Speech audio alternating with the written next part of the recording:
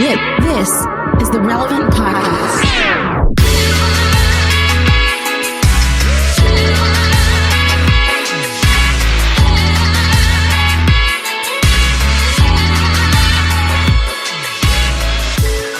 It's Tuesday, October 19th, 2021, and it's the Relevant Podcast here in Orlando. I'm your host, Cameron Strang, and joining me from Loverland, Virginia, is Jesse Carey. Hello, hello. From Austin, Texas, author, speaker, podcaster, flood survivor, Jamie Ivey. Hey, guys. You have to listen to last Friday's episode to get that. And once again, Derek is out on vacation. He will be back next show, but sitting in for Derek, once again, our very own senior editor, Tyler Huckabee. Hey, everybody. Howdy. Hey, before we get going, I want to tell you, we have a great show in store for you. Coming up later, we talked to Ruth Chou Simons. We talk about how we can replace the message of self-improvement with something better, something Christian messaging needs right now. This isn't just a self-help faith, right? We need to get a little deeper in that. So stay tuned for that. Also, we have slices. And at the end of the show, you guys have been asking for it. We brought it back. We have a very special edition of Epic Battle coming up. So packed show today. Excited. What? What are you laughing at? I'm laughing because it's very, very special. Yeah, absolutely. It's very special. Dude, I'm a salesman. I gotta hype it up, man. Yeah, I gotta get people I get it. Gotta dangle the carrot so they'll stay tuned to the end. As somebody who put it together, somebody who was in charge of making it, I didn't know it was supposed to be very special. So I'm really hoping that Tyler, every game delivers. you put together is special. Thank you, Jamie. I appreciate that. I just don't want to bait and switch. You know, I was trying to think like, is it special? Like, yeah, I'd call it very special. Yeah, it's a very special edition of. I come from an era when a segment is very special. It's going to deal with a heavy issue like addiction. That's our very special episode of Full House. Yeah, one of the Tanner girls got hooked on vaping. Yeah, this is our caffeine pill episode of Epic Battle. Yeah. Is this a warning against the dangers of vaping, Tyler? Is that what this game is? Very special. It's all Epic Battle. We need the to Tanner have a sisters. talk. It's Mary Kate versus Ashley Olsen in a vape off. We have to have that. That scene has the music come up behind it. It's they're landing the plane now. Mm-hmm. Yeah, it's queued up.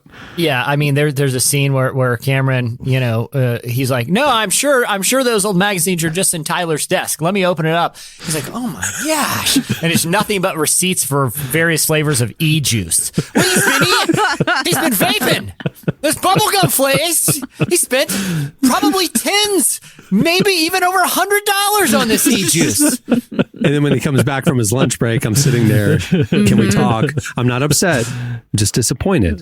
And then we need to. I slowly open the drawer so we can see the receipts that I found. Tyler, why do you? Well, I feel like we're really giving away the game here, but blueberry exhaust. So get the kids, get all the kids together, have them gather around so they can listen and ask you any questions they might have after the game. Epic Battle. All right, let's do it. You're describing like contemporary McGee and me, where McGee helps us navigate the terrible world of vaping and e-cigarettes. It's what is that? No, but McGee's like standing on his shoulder, so the vape goes right into his little cartoon face.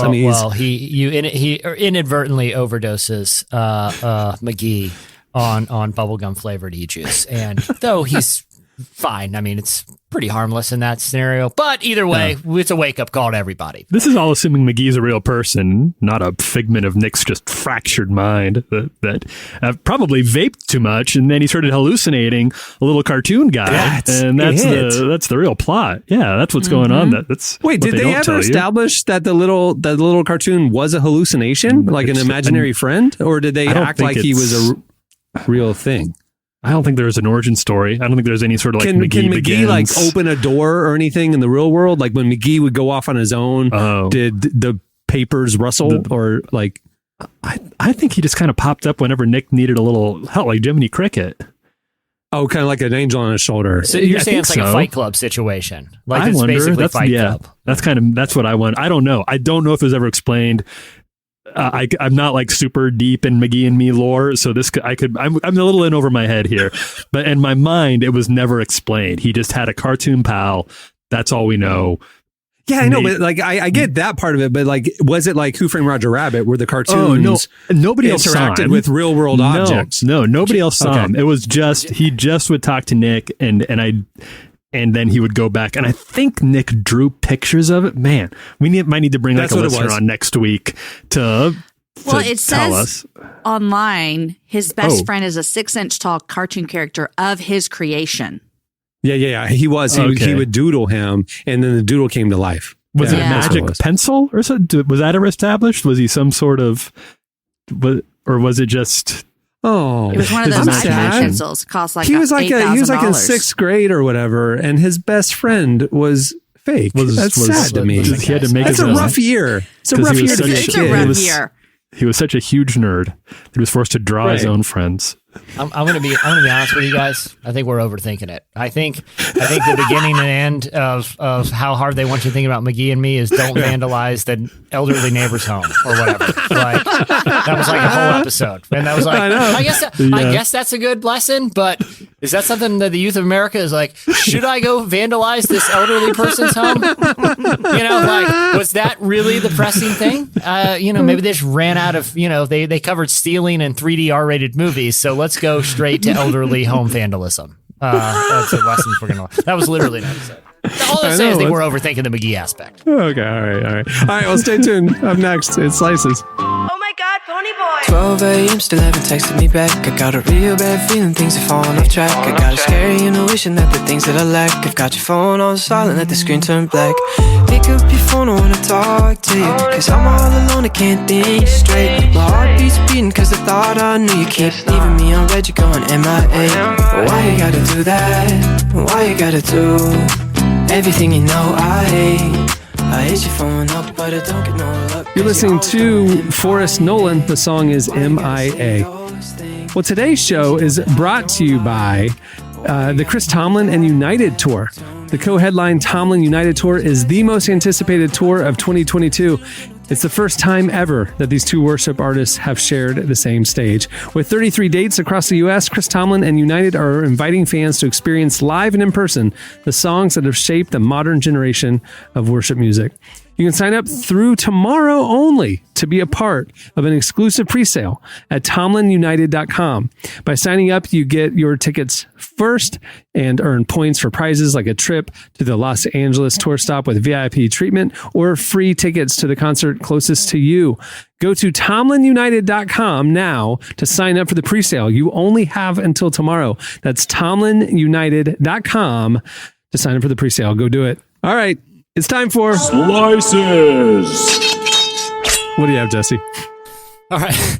I have a two I'm going to get the heavy one out of the way, but I do feel like it's interesting and worth noting on the show is that Pew, the research center, recently released the findings of a really interesting international survey where they talked to nearly 20,000 people across 17 different countries around the world. And basically, they wanted to find how deep different divisions were spread across the world. Now, they wanted to particularly ask about how prominent divisions were among people with political differences in race and ethnicity, differences between people who live in urban and rural areas, and then people with different religions.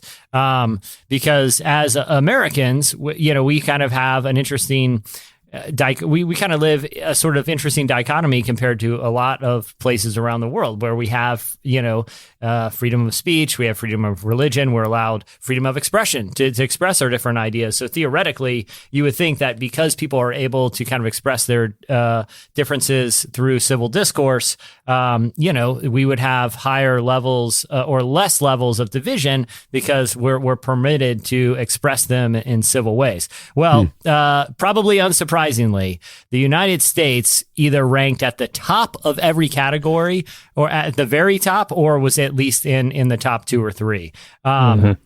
And so this is just for context. And this isn't, I don't mean this to be a downer. I actually think it's an optimistic story because things, the way they are here right now, don't have to be this way forever. Because in fact, the political divisions we're experiencing in this country are somewhat isolated to this country. And, compared to globally, only about 50% see political conflict. They, even that it's even noteworthy in their countries compared to the United States. Internationally, it's about 50% of people who have identified political divisions as a real problem. In the United States, that's 90%. So, it really, and that number goes across a lot of these categories when it comes to issues that are polarizing people. All that to say is, this verifies that the divisions and kind of tensions we're seeing around the country are real. Like, people are observing them and are saying they do.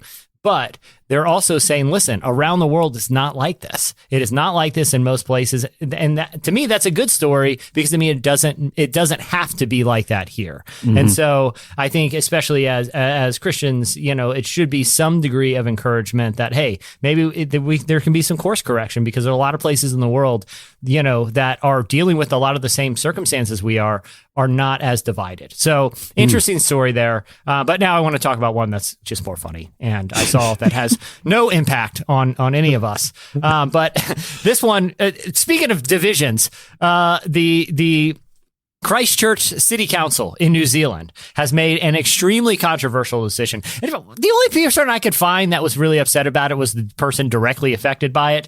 But either way, this guy is really upset, because they have decided that after more than 2 decades, like 23 years, they will no longer have a town wizard on their payroll. Oh, no. For 23 years, a gentleman named Ian Blackburn Chanel has made almost $400,000 in income by being the town's wizard. And his job was to, quote, provide acts of wizardry for the city. Now, New Zealand's sort of a magical place. We got the Lord of the Rings. We got a lot of nerdy stuff happen. Like, it's Dwight Schrute. It's like his utopia, right? But what's acts of wizardry? Like in real life? What is that? What is he doing? What's his 40-hour work week look like? Well, I'll say this. Last time I checked, in the last 23 years, Christchurch has not been attacked by a dragon or elves or any other orcs, trolls. Yeah, orcs, trolls, whatever. Yeah, whatever. Right. Nerdy Game of Thrones stuff. I don't know. Right. I don't know. The people of the North or whatever. I don't know. It's not their problem. They got a town wizard, so evidently doing a pretty good job. I think if you have a town wizard and you don't know you do, that means he's doing his job, right? I mean, like maybe no we one all said, do. Maybe every city does. And that's why we don't see as many dragons as you used to. Back in the Middle Ages, they were all coming over every hill to attack the castle. Now you barely see them, because we finally deputized wizards in every town, but they keep a low profile in the U.S. Yeah. Now the city council basically are saying, like, listen, the image of our town is changing, and for tourist reasons, having a town wizard is no longer really all that needed. They said that they released a statement, said the council has met with, they only referred to him as the wizard. So the council has met with the wizard and sent him a letter thanking him for his services to Christchurch over the past decades, informing him that we are bringing our formal contractual agreement to a close. Now, it may not surprise you that the wizard is not too happy. In fact, he released a statement that says, "I don't like being canceled. It makes no difference. I will keep going. I will keep going. They will have to kill me to stop me." Good Lord, wizard! Wow. I feel like things are getting a little heated here. You're not a real wizard, right? Like, you're kind of a wizard mascot, like you're New Zealand. It's kind of a fun mascot thing. At some point, the wizard started taking the job too seriously, and to my knowledge, the town doesn't have any intention to kill the wizard. I think the idea is just he's not worth $16,000 a year of local taxpayer revenue. So tough situation happening there, but they're really opening themselves up to attacks by dragons or hobgoblins or whatever nerdy thing else is out there. I have a question, Jesse. I have a question. Follow-up question, please. Yeah. Do they have a photo of the wizard in question? I'm just want to know if he looks like a traditional wizard, of like a pointy hat guy, or is it one of these like remix, like modern take on wizardry? So he looks like a normal, cool guy. Yeah, like a supernatural guy. One of the No, he looks exactly like what you would think a wizard from New Zealand looks like. Like a little unkempt, large beard, black pointy hat, very like close your eyes. The hat. He wears the hat and everything. What? Wow. This is a man who takes his job very seriously. Okay, he you know, You'll have to kill he me. also said this. This is He also said this. They are not making use of my worldwide fame. I am disappointed they have not made use of the wizard as part of the promotion of Christ Church. Worldwide fame's a little generous because I think a lot of us are just finding out that New Zealand's paying a wizard. I mean, you know what he could do for a second act? Washington, D.C. has a basketball team. Oh, that's true. There you go. That's true. Yeah, He could be a consultant. I mean, he could make public appearances. He could keep ward away the other team. Good, I don't Cameron. know. I mean, yeah. Oh, he sounds like the kind of guy who'd get pretty upset every time the mascot didn't do something that a wizard would actually do. Like, he would take this job maybe a little more seriously than Washington would need. You know what? A couple weeks ago, we said Ireland was looking for clowns. Maybe they could take a wizard. I mean, there's that. He could move on up a little bit to Ireland. He can make a good case. I mean, like Tyler said, he can say for 23 years, there's not been one dragon attack on Christchurch. Somebody wants a wizard. I'm worth the money. Yeah, another city will pony up. I'm sure. Here's the other thing, Cameron. I like your Washington Wizards idea because $16,000 a year. They're paying John Wall like $16,000 a quarter for like 5 years. He didn't even play. You know what I mean? Like they pay that guy like $200 million. What's another $16,000 a year? Be an actual wizard roaming the halls. Maybe you wouldn't have so many injuries if you had a wizard looking out for, hexes or whatever's happening. I don't know. It's not my world. I don't know. It does seem like that franchise is cursed with injuries. That is true. So maybe they need to actually dabble in actual wizardry to turn the tide. I like it. All right. What do you have, Jamie? Okay, it's kind of wizardy, guys, because some people kind of think the Enneagram's a little wizardy, but I have an announcement about the Enneagram. Just because of the design on the cover. It does look a little wizardy. It's that and the chanting and the one ritual you have to do in order for the Enneagram to give you your number is seared on the back of your hand. They get all caught up on that. It's so weird. Okay? I don't get it. Okay, so the Enneagram can get people a little uptight. In fact, this is not my slice, but Am I doing it wrong? No, I don't often read reviews on anything I do, podcasts, books, whatever, but I happened to stumble across this, okay? Someone left me a review on my podcast. It says this: Christians, listen with discernment. I found her podcast to have dramatically changed over the past 5 years when she became heavily influenced by the Enneagram. Bringing Enneagram leaders on that do not hold historic Christian beliefs, I became very, very concerned. Anyhow, the Enneagram can make people really concerned. And apparently I'm talking about it too much on my podcast. But now, if you are a fan of the Enneagram, Sherwin-Williams has a new Enneagram-inspired color palette. Yeah.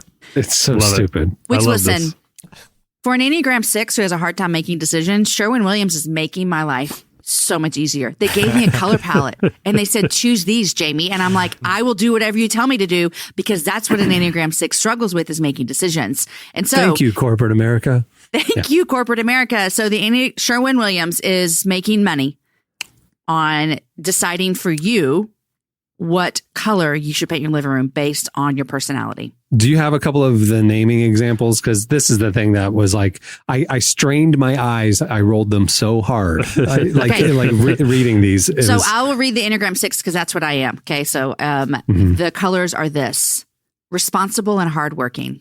Oh, there I am. It's not a color. Trusting of self. This is, okay. Responsible and hardworking is a type of the Enneagram, but the color is reliable white. Reliable white. That checks out. You don't want white, you want reliable white. Yeah. And then one is called high strung, which I kind of take offense to. And one is called loyal blue. Loyal blue. Sure. Yeah. So that's Enneagram 6. Enneagram 9, one of them is tranquil aqua, peace of mind, mellow coral. There you go. Mellow coral.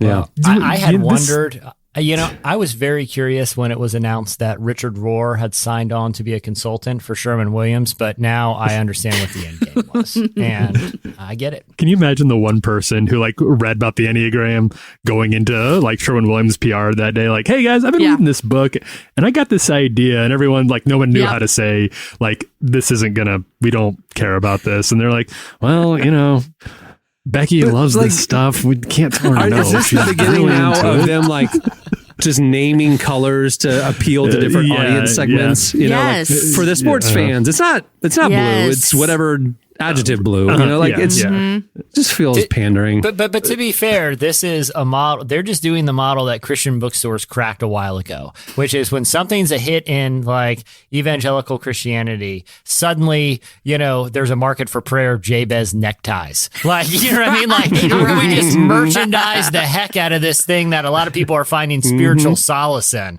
What are the merchandising opportunities here? Because last time I checked, people eat mints. We might as well stamp a book, an obscure Bible verse on them and mark the price up. I like it. All right, what do you have, Tyler? All right, so this was like a shocker for me to come across this story, and I had to look into it a little more because I didn't really believe the stat at first, but evidently it's true. Now, you guys have all heard about the bee crisis, right? The honeybee population has been declining over the last few years.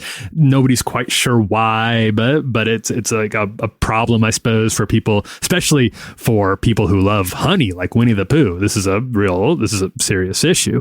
But the story had kind of faded from the headlines, and I hadn't really thought about it in a while, and I thought maybe they'd had a little rebound or something, but according to a new study from the Smithsonian Institute, the American bumblebee population has declined by 90% over the last 2 decades, and it has disappeared entirely from 8 different states, from Maine, Rhode Island, New Hampshire, Vermont, Idaho, North Dakota, Wyoming, and Oregon.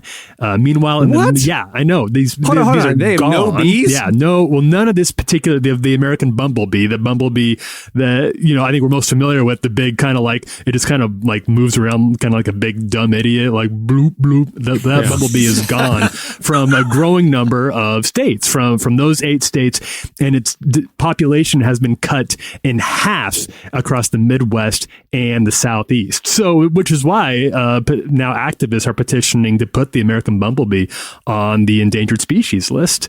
That's a pretty big deal. That comes with a lot of liability for people who like accidentally kill a bumblebee. That means you're on the hook for to be fined by the government for killing an endangered species, which can create a lot of problems, especially for farmers who use pesticides and things like that. But the alternative at this point is an extinction event for the bumblebee. So it'll be interesting to see what happens here. And also just one of those things that's really scary to think about. Like, can you imagine growing up in a world like without bumblebees? Like, that would be a very weird thing to imagine for like kids or grandkids, but it looks like a very real threat right now if we don't do something about this. Okay, so first of all, these aren't honeybees, right? This isn't. These are just bumblebees. It's a type of one, but it's not the entire species of honeybee. The bumblebee is one particular type of honeybee. But losing them is more than just, there's no bumblebees. It's like they pollinate. Right. Well, like I'm even sitting here wondering what's happening in the states that don't have any. Like how are the flowers, you know what I mean? Like how is their ecosystem not completely ravaged right now? Because that's what they've been saying, is that if we lose the bees, like it actually, the entire backbone of the ecosystem will fall apart. Right. And there are other types of bees that do this sort of pollination, which is part of the problem, evidently, is that there's a growing amount of competition from bees that have been brought over from other countries, and nobody knew the sort of havoc they would wreak on the ecosystem they were dropped into here. So that's one factor potentially in this decline, which again, the decline is sort of mysterious. We don't know all the reasons why they're dying. Their pesticides obviously plays a big role in it. Yards, the proliferation of front yards that don't have that those act as basically deserts for bumblebees because there's nothing to pollinate in most Americans' front and backyards. So there's a lot of things going on here, but this for bumblebees, for the American bumblebee, none of those things are good. Yeah, but let's be honest here. If pollination's getting taken care of by better bees, that's the free market. The stupid, dumb bumblebee just got to work hard. I'm sorry. That's capitalism. But welcome to America. That's how we do it here. This is America. All right. Well, that'll do it for Slices. Stay tuned. Up next, Ruth Chou Simons joins us. Checking the rocks, I can't remember when we could sleep. Are we alone? Are we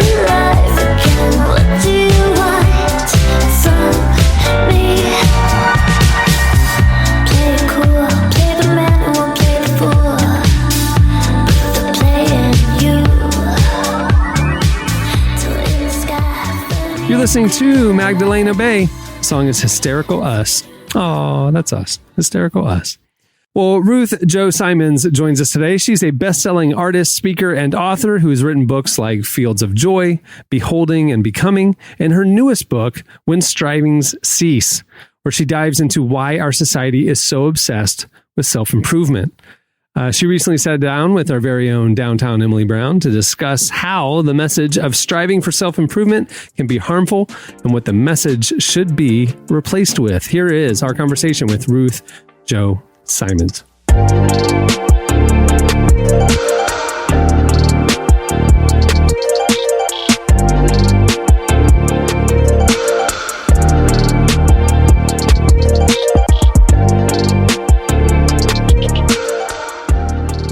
Self-improvement is not a bad thing, but, just like everything else, it can become a bad influence, or at least a draining influence.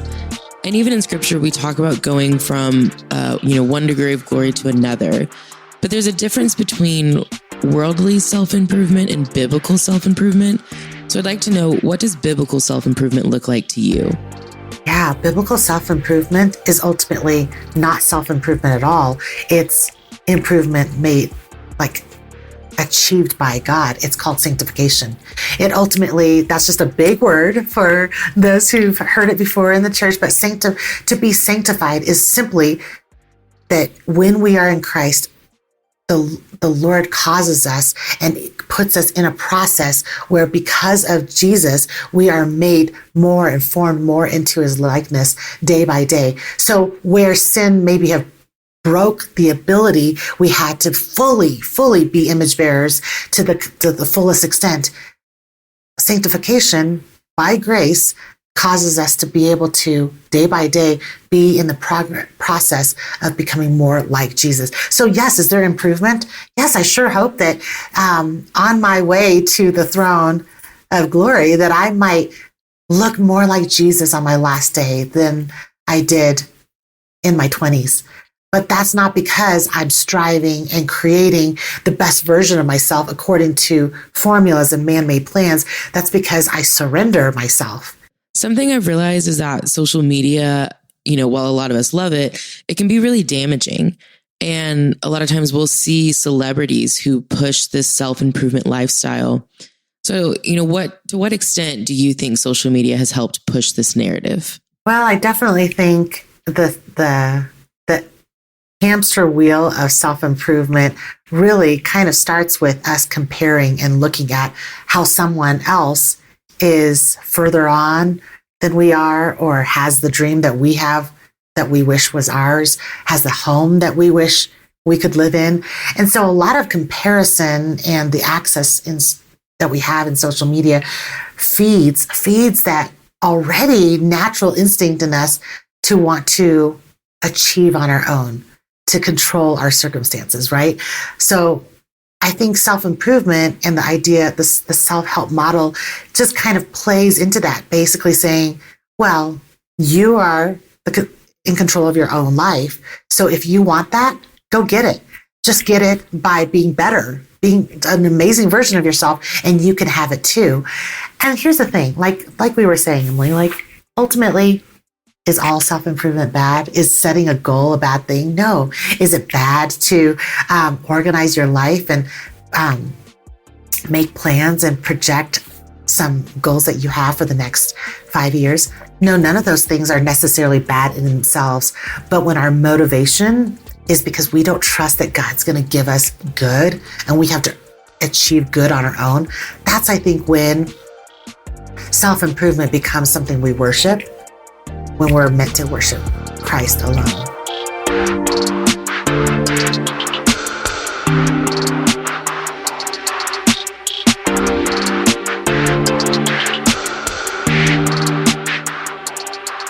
In your experience, do you feel like being honest is one of the ways to push back against this narrative? Well, certainly, I think if you really can't get in so many areas of our lives, if you can't get honest with yourself, then you're going to basically buy into anything anyone else says about you, right? So that's really a basic thing. We really have to slow down enough and turn off all our devices enough to actually be with ourselves and talk to the Lord about who we are. if we're going to ever get to the bottom of it. But the other thing I think is also just kind of goes hand in hand with being honest with ourselves is I think the self-improvement narrative keeps pressing in, and the only way to fight that is actually to replace the thinking of you're in charge, you can fix yourself. You have to replace that with something truer and better. And I'm not really sure how you would replace that with more feel-good platitudes. You have to replace it with the truth of your identity in Christ. And so I think one of the reasons why we're so exhausted, and maybe, I mean, I can only speak about being a woman working on social media, living in this time, why women like me might feel super exhausted and worn out and feeling like they never measure up. I think one of the reasons is because we're so busy and maybe so easily satisfied that we're kind of biblically illiterate sometimes. We're not going to the Word and finding out, what does the grace of God actually do in my life? Do I actually understand that the gift of grace actually was a substitute for my striving, and it's meant to sustain me and actually cause me to grow? And if I understand how that works, then all those other methods that require me being amazing really pales in comparison and don't measure up at all. One of the things you mentioned is going to scripture to find truth, to push back on this narrative. And I'd like to know, what are some other practical things we can do to make sure we're not listening to this false self-improvement narrative? You know, the Apostle Paul is such a hero for me. When I think about Paul being somebody who was pretty smug on his religious efforts and was pretty much like, I'm the best of the best. I have all the creds. I have all the credentials. I'm like the best version of a Jew you could possibly ask for. And God chose to stop him in the middle of the road and like save him and humble him, cause him to not see. And then he ultimately was granted apostleship. Like, if you think about the effect and the impact he's made on the church, and that coming from somebody who said, all those deeds were worthless. All the things I thought were so religious and great, they're worthless. I need the grace of God. Okay, that person wrote the epistles, let's say, Colossians, Ephesians, so many. But every time the Apostle Paul writes about how we can improve our lives, essentially, like forgive one another, or live like this, or do that, or use self-control, or be kind. We could call those things self-improvement, right? Like improve in these areas. Every time he talks about those things, guess what? He doesn't start his letter there. He always starts, Emily, with talking about what God has already done, what Jesus has done on our behalf, and what that means about our identity in him. So when I think about pushing against some of that self-improvement narrative and how to do that on a practical sense, I'd say we're crazy if we think that we can be Christians and believers that don't rehearse the truth of the gospel to ourselves on the regular, like daily. Because I forget. I don't know about you, but I wake up every day and think, when I'm like ready to get out of bed, oh my goodness, it all depends on me. Like it's like this crazy soundtrack that plays in my head every single morning. Oh, it's all up to me. It all depends on me. I got to do, and we immediately start that self-improvement, self-reliance that we are just easily prone to. And I have to actually stop myself and remember, okay, I am not my own. The grace of God has purchased freedom for me. Can I operate out of that? And that really shifts my day. It resets and recalibrates me every day.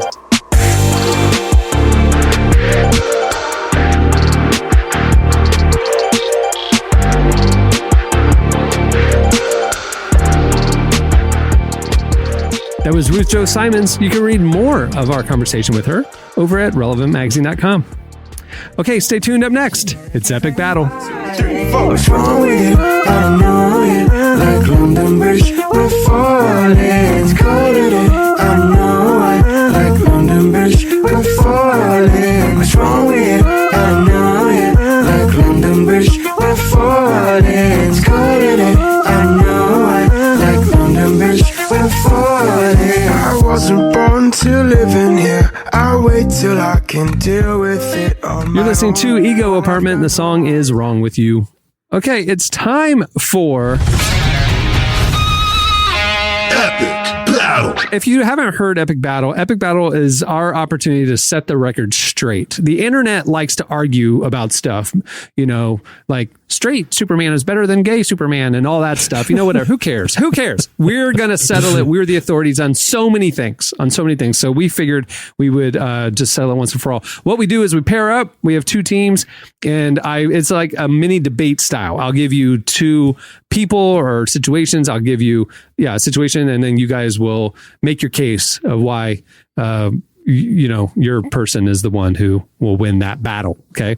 So welcome to the show, one of our editors at Relevant, Emily Brown, Downtown Emily Brown. Hey everyone. Downtown does a lot of stuff on our social media. So if you've been enjoying Relevant saying really pithy things on Twitter to people who are stupid, that's Emily.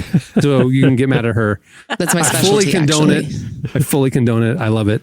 It's my favorite thing she does, but she does a lot more than that too. But anyway, all right. So Epic Battle, we're going to do a few rounds here. The teams are going to be Jamie and Tyler versus Be Thinking of Your Team Name versus Jesse and Emily, Be Thinking of Your Team Name. Okay. Jamie and Tyler, what's your team name? Reliable White. I think we should take out the white. Reliable White. Let me pick. What's your Enneagram number, Tyler? I'm a 9. Okay, I got it. Are you ready?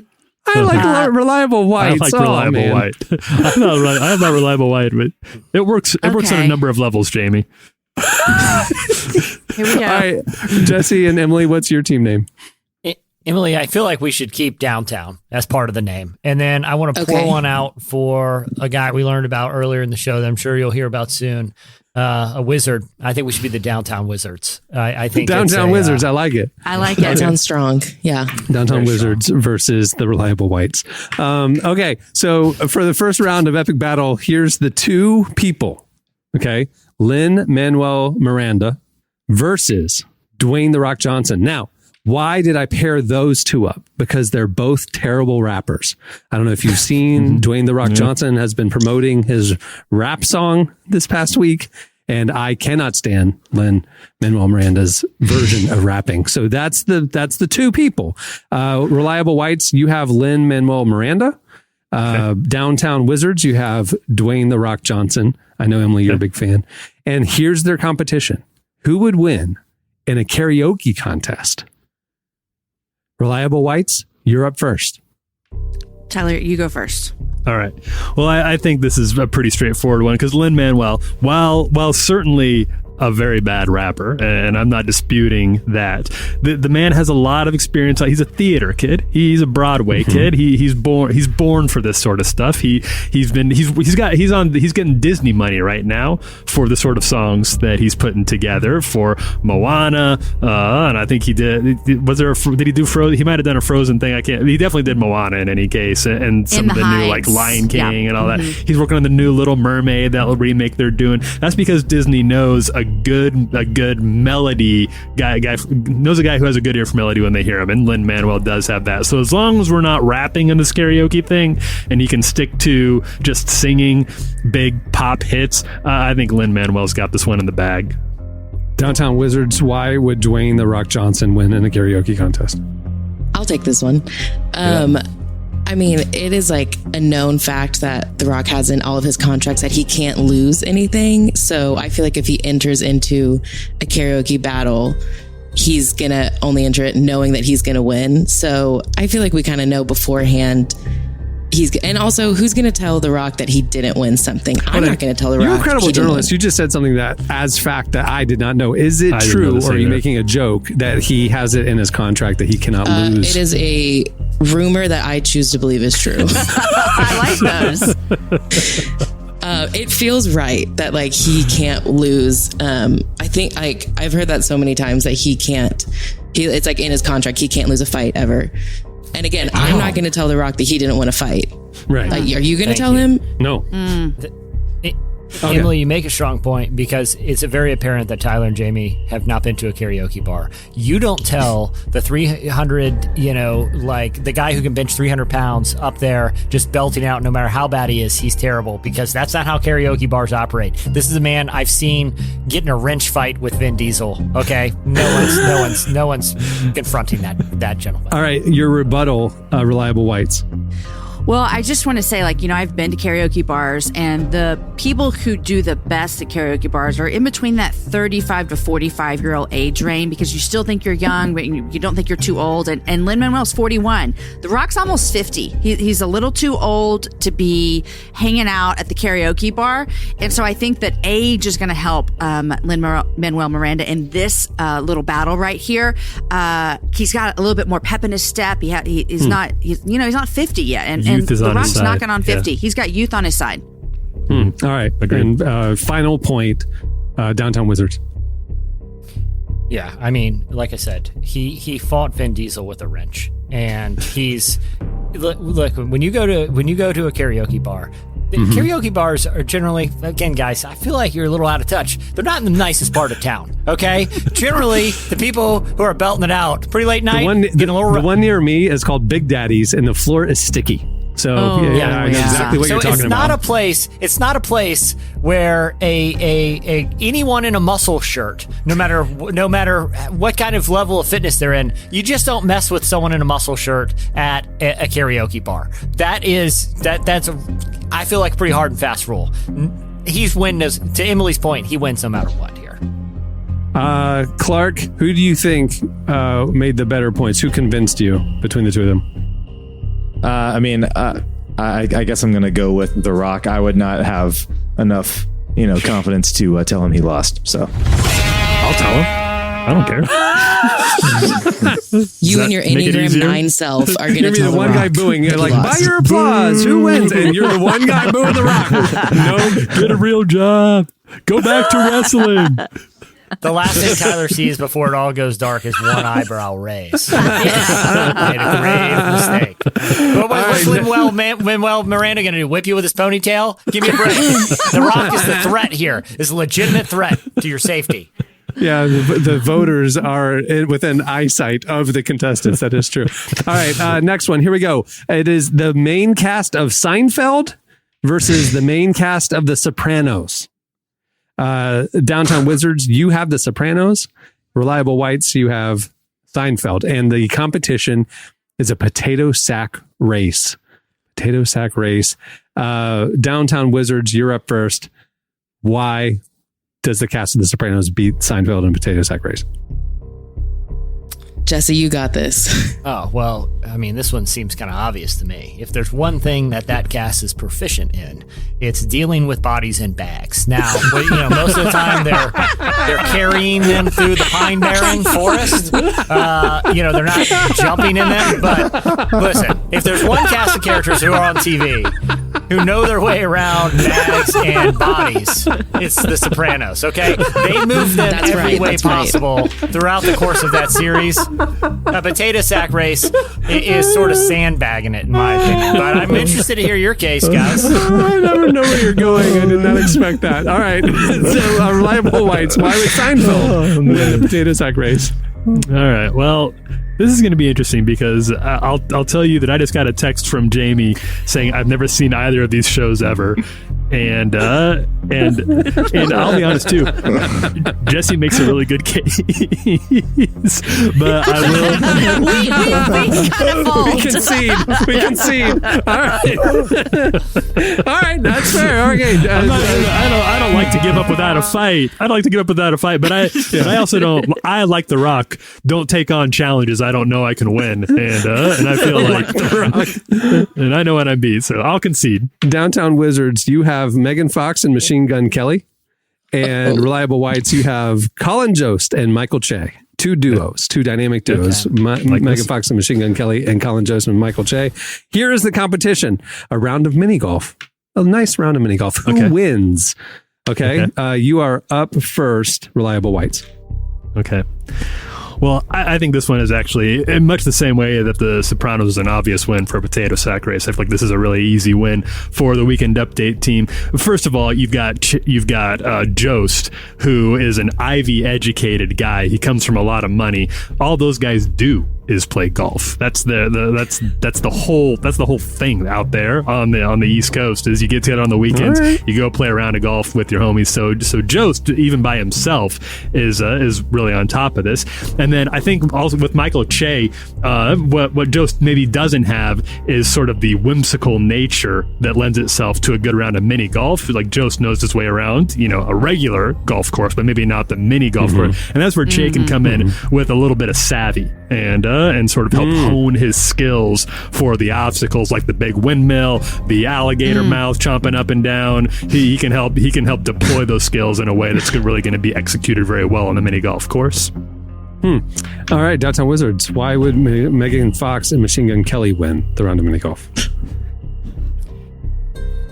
I mean, listen, if there's one thing, Emily, you can back me up here. I'm sure you're very, very familiar with the work of both of our people. We have talked about them at length in our staff chat this week. Yeah, but not about their mini golf skills. Yeah, but if there's one thing we know about Machine Gun Kelly, it's that he is basically an expert at temporarily appropriating a skill set that only later becomes evident that he has no business attempting. But he fools everybody for a little while.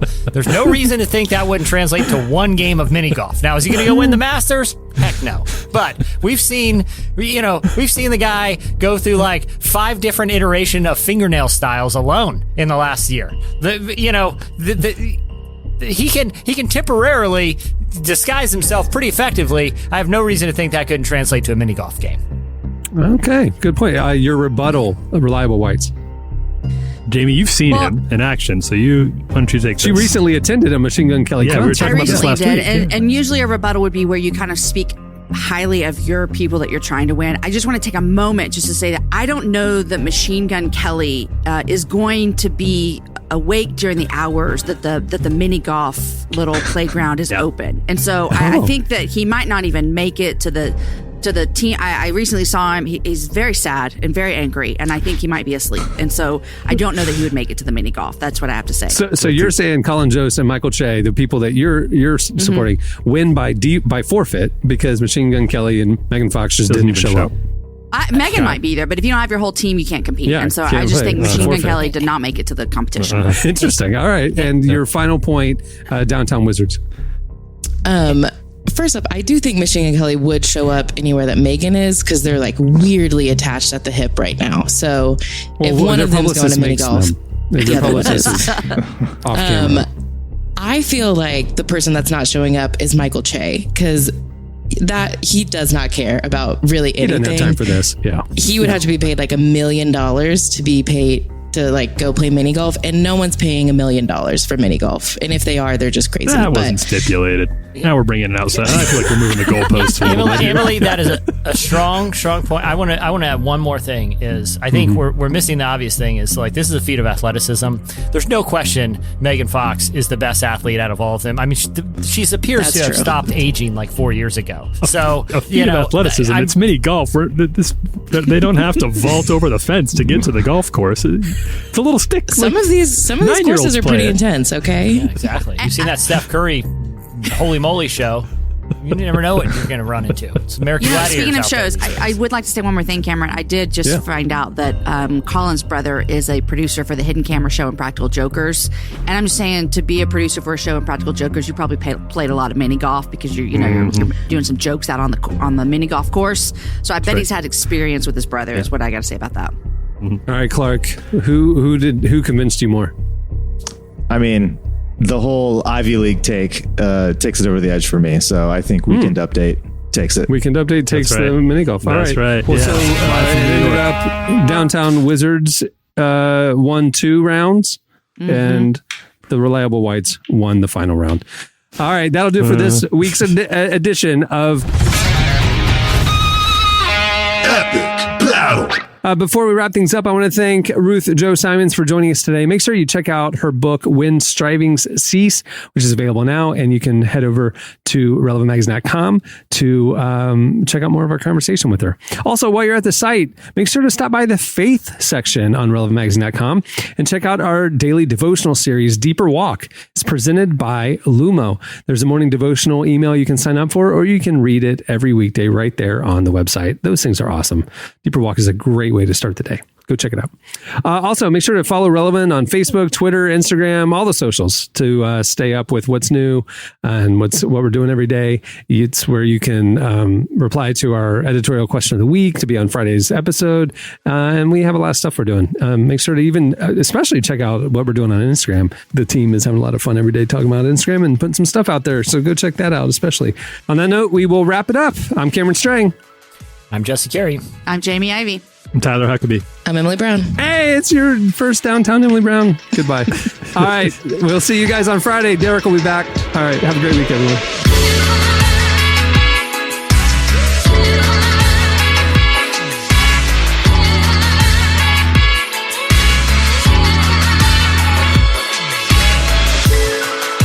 Thanks for listening to the Relevant Podcast.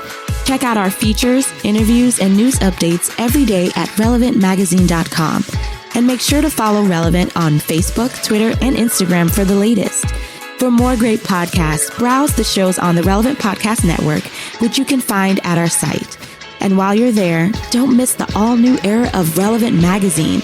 A new issue releases every other month at relevantmagazine.com.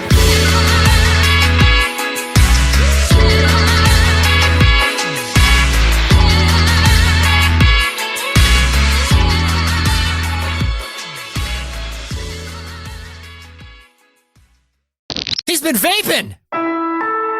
Relevant Podcast Network. Time is precious, and so are our pets. So time with our pets is extra precious. That's why we started Dutch. Dutch provides 24/7 access to licensed vets with unlimited virtual visits and follow-ups for up to 5 pets. You can message a vet at any time and schedule a video visit the same day. Our vets can even prescribe medication for many ailments, and shipping is always free. With Dutch, you'll get more time with your pets and year-round peace of mind when it comes to their vet care. Go to Dutch.com to get vet care that is always there for just $92 a year.